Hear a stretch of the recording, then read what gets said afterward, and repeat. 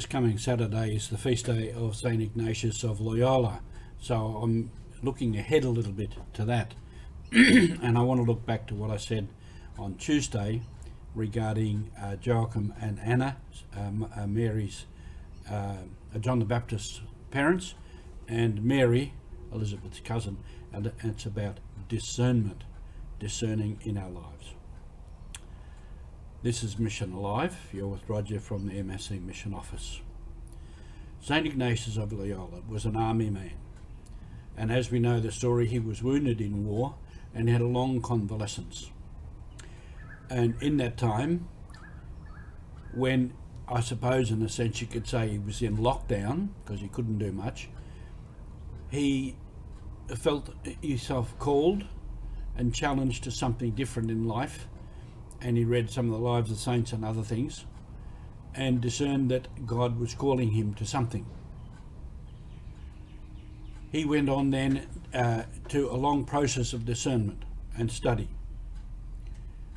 So he set out in a fairly methodical way, which would have been, in a sense, part of the way he worked, and probably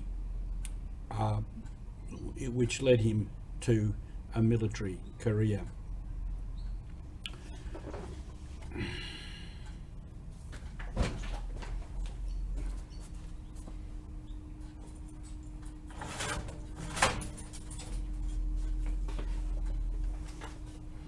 Excuse me, the light was coming through at a wrong angle, so I had to discern about the blinds. St. Ignatius of Loyola. So a long period of discernment and decision, and then he became probably one of the greatest saints of the church. And he and his companions founded the Society of Jesus, the Jesuits, who have been a great force in the church for hundreds of years, doing many things and making themselves available directly to the Pope to be sent anywhere and to do any work that was required. So a very great thing. And his exercises, which are still a touchstone for a process of discernment in our lives. And I'm mentioning this discernment because at the moment there are a number of things happening in the church about discernment. We have had here in Australia, and still in process to be finished, the plenary, which began at the parish level, grassroots, process of discerning where the church is going and what we need to do and how we need to change and what are the challenges before us. And the Pope has announced, Pope Francis has announced that he is beginning in October a process of a synod to go over the next 2 years to 2023.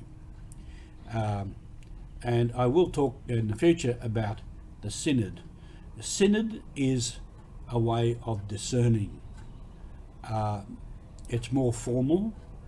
It seeks to reach more people. But in the end, it is a process of discernment, as is the plenary. The plenary is actually a synodal process. Now, all this might be rather big ideas and that, but we are all called to this discernment, as I've spoken before. And with Ignatius, his life changed. He was wounded, he was incapacitated for quite a period of time, so he had to discern. At the moment, especially around Sydney and Melbourne, our life has changed. We are in lockdown. It's a big change, and some people find that very frustrating. And so we saw those demonstrations and protests last weekend, which hasn't helped the process at all. It will probably spread the virus even further. So at the moment we're facing maybe a lockdown through to September. Now I have lined up visits to parishes in that time to go out and preach and appeal to raise money for the mission projects. Our lives change, and in that we need to discern. And at the moment, it's no use fighting the reality. COVID is here, it's making people sick, it is killing people, we have to have lockdown or in vaccinations or whatever. That's the reality. Let's not waste our energy fighting it. Let's learn to live with it and adapt to it and see in that what is God calling us to in the church. What now today is the mission of the church. Today, into the near future, into the distant future.